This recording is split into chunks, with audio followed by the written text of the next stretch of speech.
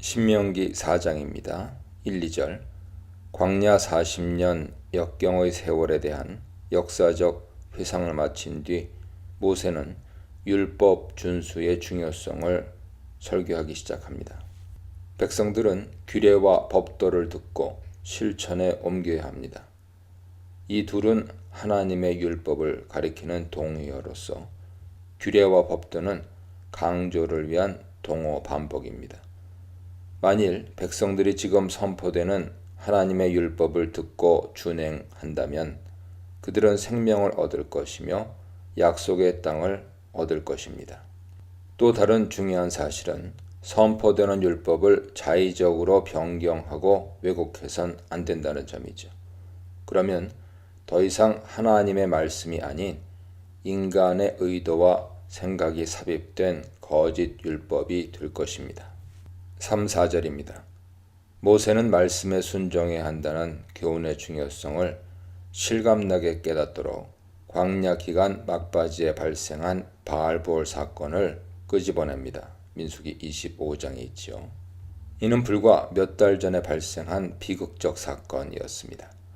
모세는 당시 불순종했던 백성의 뻔뻔스러운 민낯을 드러내고 그 죄에 대한 하나님의 무서운 심판을 상기시킴으로써 순종이 얼마나 중요한지 강조합니다. 그 일로 범죄에 가담했던 백성들은 모두 멸망했고 현재 모세의 설교를 듣는 회중은 여호와를 떠나지 않았기에 살아남았습니다. 모세의 말대로 생명의 길이 과연 어디에 있는지 경험을 통해 알게 된 것입니다. 민수기 25장에서 상세히 설명된 바알보올의 일은 이스라엘 백성에게 뼈아픈 경험이었습니다. 민수기 22, 24장에서 이스라엘은 큰 위기를 넘긴 바 있습니다. 발락이 메소포타미아 선지자 발람을 초청해 이스라엘을 저주하려다 실패로 돌아갔죠. 그 직후 이 사건이 터진 것입니다. 바알보올은 지명이 아닌 것으로 보입니다. 이는 현재 본문에서 바알보올을 따르다란 표현에서도 확인됩니다. 바알이란 히브리어는 주란 뜻과 함께 고유명사 바알 둘 다 가능합니다. 모압의 국가신은 바알이 아닌 그모스였으며 따라서 그모스의 별칭이 바알부올이었을 수도 있습니다. 물론 히브리어 바알이 일반적 의미의 주인이 아닌 가나안의 맹주신 바알을 의미할 수도 있으며 이 경우 그들은 그모스가 아닌 바알을 별도로 숭배했다고 해석할 수도 있습니다. 어떤 견해든 바알부올은 부올에서 섬긴 모압의 우상입니다. 이스라엘 백성의 남자들이 시딤에서 모압과 미디안 여인들과 집단 성적 음행을 했는데 그것은 부올의 신, 즉 모압 신과 연루된 제의적 성관계였을 것입니다. 발람이 꾀를 내서 주동한 사건이었죠. 그 범행으로 하루 동안 24,000명이 죽었습니다. 민수기 25장에서 하나님께서는 모세에게 두 무리의 책임자들과 주동자들을 즉시 처벌해야 재앙이 멈춘다고 말씀하셨습니다. 그들은 백성의 수령들, 아마 지파장들이거나 주요 지도자들인데요. 수령들과 그 일에 가담한 사람들이죠. 아마도 그 수령들이 이 음행 사건을 주도했으며 많은 백성들이 가담했을 것입니다. 모세는 여기서 집단 사망한 사람들이 모두 바알부올을 따른 사람들이라고 평가합니다. 민수기는 더 많은 사람들이 죽을 상황이었는데 아론의 손자 비느하스가 주도하여 주요 책임자들을 처형함으로써 그날 연병이 그쳤다고 보고합니다. 모세는 당시 살아남은 사람들은 견고히 하나님께 붙어 있었기 때문이라고 회고합니다. 붙어 있다, 다바크라는 동사는 하나의 덩어리를 구성하도록 견고히 결속된 상태를 의미하며 부부가 한 몸을 이룬다는 동사로도 사용되었습니다. 창세기 2장 24절입니다. 이것은 살아남은 자들이 하나님과의 결혼 관계, 즉 언약 관계에 충실했음을 의미합니다. 5절로 9절입니다. 모세는 현재 자신의 설교를 통해 백성들에게 다시 반포되는 율법을 가르치고 있지만 이미 자신이 그동안 하나님께서 명령하신 규례와 법도를 가르쳐 왔다고 밝힙니다. 그는 출애굽기 19장 이후로 여러 차례에 걸쳐 하나님께 율법과 계명을 전달받아 백성들을 가르쳤습니다. 출애굽기 20장의 10계명, 출애굽기 20장 22절 이하의 언약의 율법, 소위 언약서라고 불리죠. 출애굽기 25장에서 31장까지의 성막법, 레위기 1장에서 27장의 레위기법, 그리고 민수기의 제반 율법들이 그것입니다. 모세는 이 율법들을 하나님께 받은 뒤 기록했으며 율법의 훈련은 광야에서 하나님 백성으로 살기 위해서이지만 궁극적으로는 이제 들어가서 차지할 그 땅에서의 순종의 삶을 위해서입니다. 이 율법은 이스라엘 백성을 세상의 모든 민족과 구별되는 백성이 되게 합니다. 왜냐하면 하나님의 율법은 참된 지혜와 지식으로 이끄는 삶의 규칙이기 때문이죠.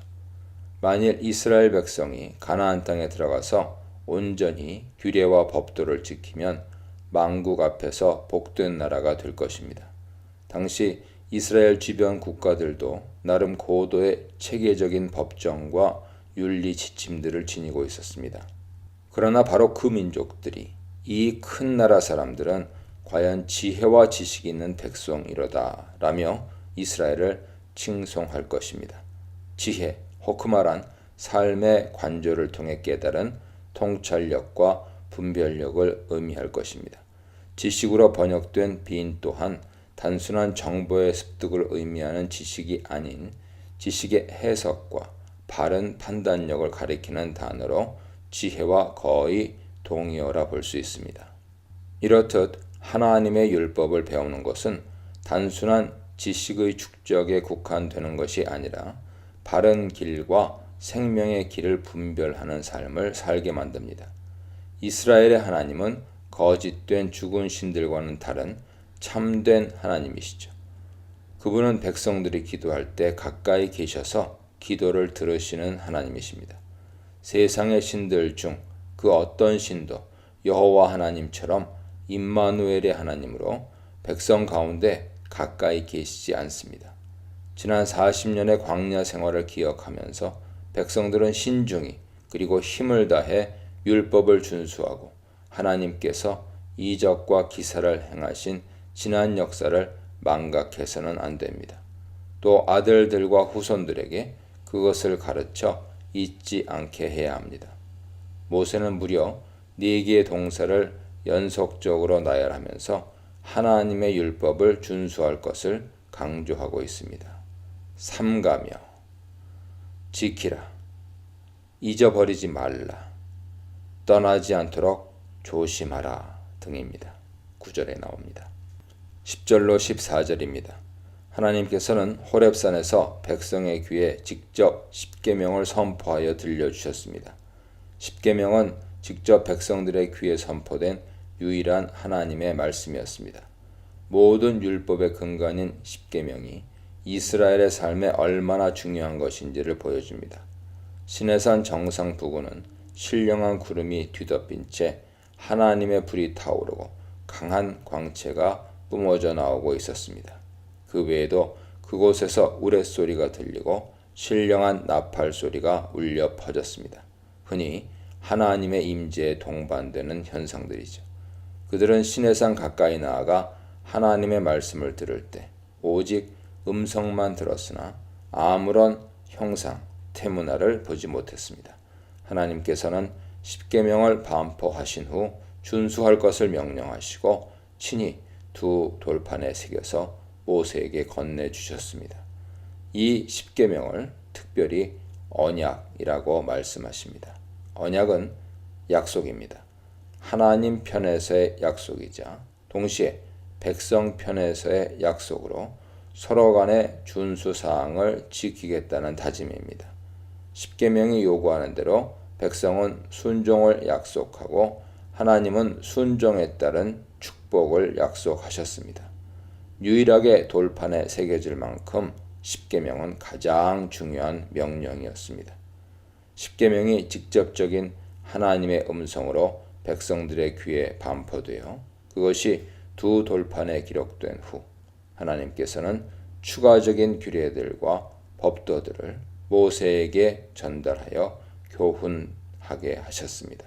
그것은 바로 언약서라고 일컬어지는 출애굽기 22장 22절로 23장 31절의 언약 법전입니다. 사랑에 화답하는 율법 순종, 내일을 위한 오늘의 순종, 참 백성이 되게 하는 율법 순종에 대해 묵상해 보시기 바랍니다.